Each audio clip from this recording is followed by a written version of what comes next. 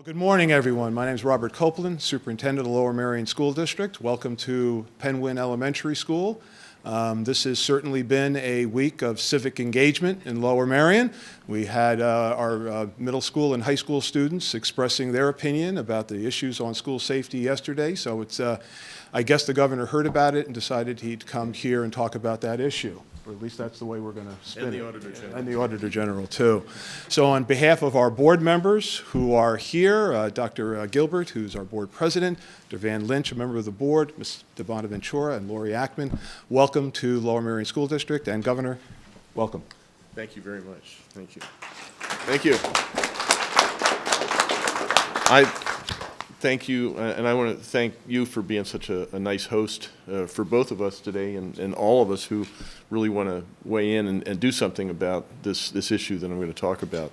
I think maybe it bears repeating. Just over a month ago, Parkland happened, a horrible tragedy, really unimaginable. And yet it has become the breaking of hearts, the killing of students, innocent students, has become something that has become part of life in America these days. I was corrected. I thought it was 2001. 1999 was Columbine. Kids who are seniors today have lived their entire lives. Their parents have lived the entire lives of the educational lives of their students, of their children, with the specter of a Columbine or a Parkland hanging over them. And that's just wrong. No child should go to school with the fear of not being able to come home. No parent should see their children off to school with the thought that maybe they might not return. I mean, I can't imagine as a father. I can't imagine that unspeakable tragedy should ever happen to any family. And yesterday, as the superintendent said, students across Pennsylvania and the country spoke out, not just for safer schools, but also for action to address gun safety. The Auditor General told me he was at his alma mater yesterday in York County, and students, there was one, you said articulate student, I don't want to steal your thunder here, but one articulate student said, you know, we're tired of hearing you say it's hard. We're tired of hearing you say, you adults telling us how there's so many forces arrayed against common sense action here. We just want you to do something. I mean, we've lived our whole lives with active shooter drills. We don't want to live lives like that. And parents are saying the same thing. So it's time we do something. Again, as I said, a generation of kids have gone to school since Columbine, and politicians, and they're right, the kids are right. We politicians have not done enough. So here in Pennsylvania, we need to act to ensure that we're doing everything we can to ensure that schools are safe. Again, our children and our parents deserve that. As governor, my top priority is ensuring the safety of all Pennsylvanians, but especially our school children. And that's why today I'm proud to announce the formation with the Auditor General Eugene DePasquale, the formation of the Pennsylvania School Safety Task Force.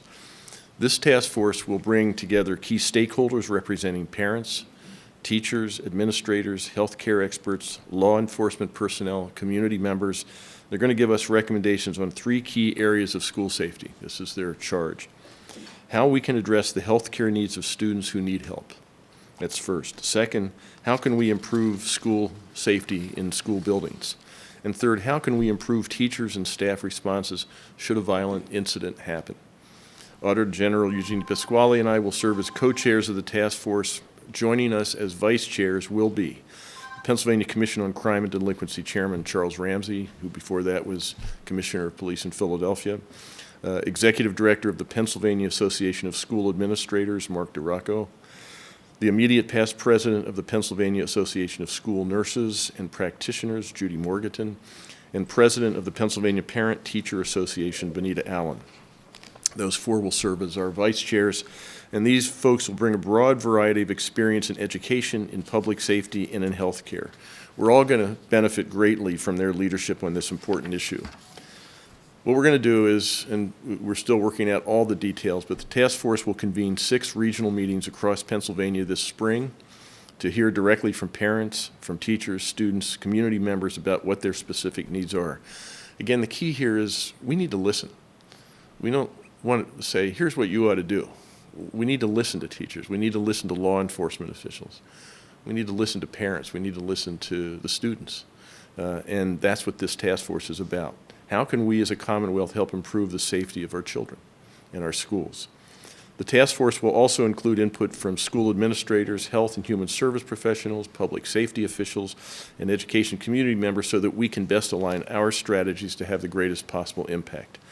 Several members of my administration are going to participate in these events also, including people who are here, Pedro Rivera, who is Secretary of Education, Rachel Levine, who still is acting Secretary of Health. Very soon, you're going to be, next week, Secretary of Health, Secretary of Labor and Industry, Jerry Alexiak, who couldn't be here, and Lieutenant Colonel Robert Vanchek of the Pennsylvania State Police. This task force will work to gather perspectives from all those who have a stake in school safety across the Commonwealth. They will convene groups in each of these 6 meetings.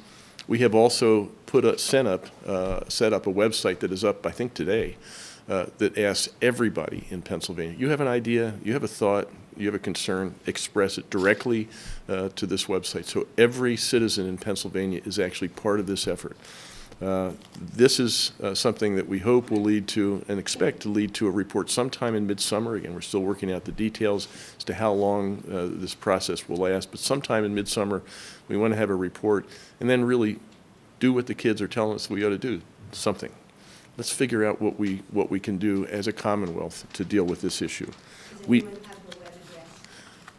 I don't even have the web address, Bonnie, but thank you so much for asking. Yeah.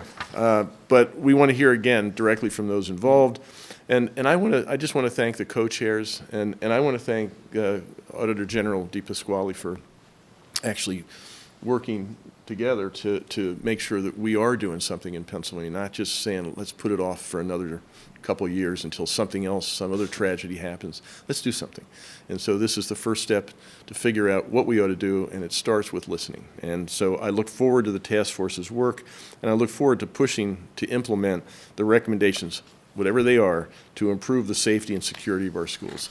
So it's now my great honor and privilege to introduce someone who needs no introduction, the co-chair of this task force, the Auditor General of Pennsylvania, Eugene DePasquale. Eugene. Thank you, Governor. And first of all, thank you for your leadership on school funding and on common sense gun safety. So thank you for that, which obviously ties into better education for our kids all over Pennsylvania. A couple weeks ago, just like everybody else, I was glued to the television after the horrific shooting in Parkland. And so I have, a senior in high school and a freshman in high school. So, sort of just like any parent, you just can't imagine what that was like that day. And it was a couple days after that where I walked into Liz Wagenseller, her office. She's my chief of staff, and said, we've got to do something about this. And our role is Auditor General. And so one of the things is we're going to be updating our audits on school safety to make sure that we're doing everything we can from the audit side. But then our teams, both the governor's team and even though we're both Democrats, we have these separate roles as I need to be the independent watchdog, and obviously he's the chief executive of the state.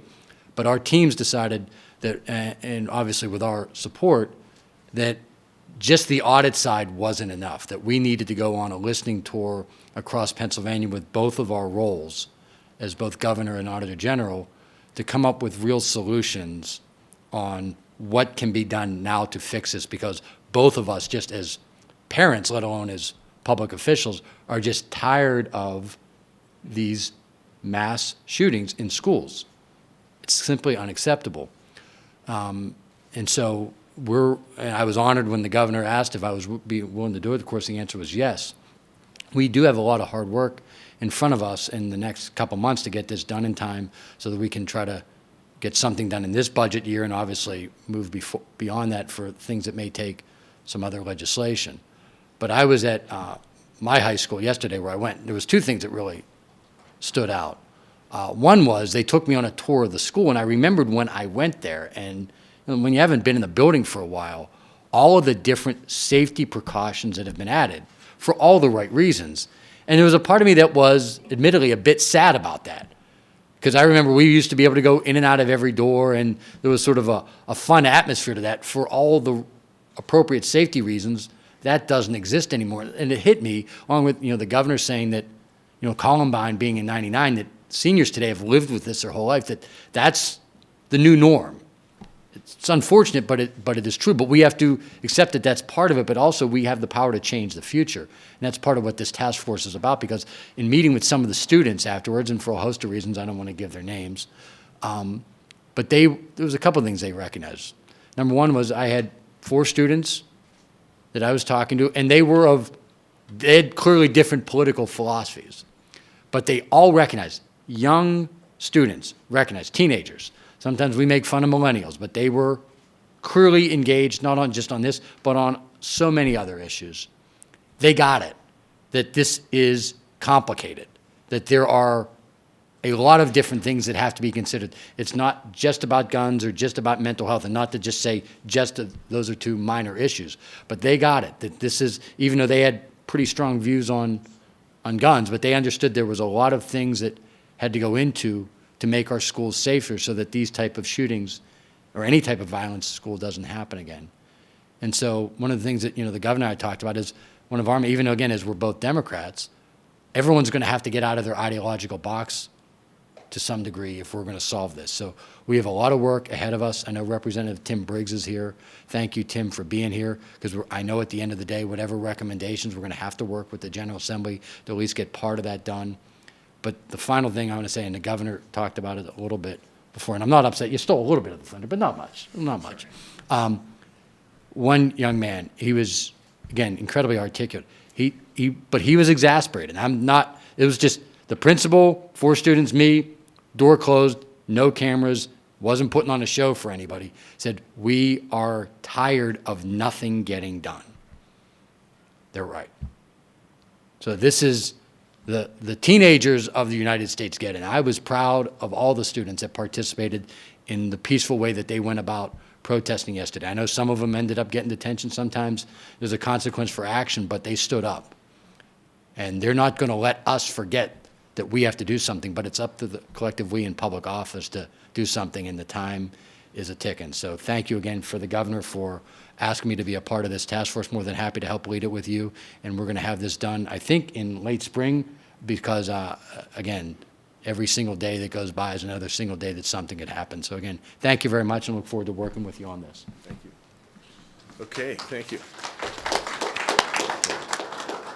Yeah, and I want to say thank you to Tim Briggs, because we are going to be, whatever the task force comes up with, whatever recommendations, we'll be working closely with the General Assembly to make this work. So thanks for being here, Representative Briggs. And I will, Bonnie, get the website address for you. Right, Kevin? Kevin's nodding his head. Any of us would be happy, and I'm speaking for everybody here, we'll be happy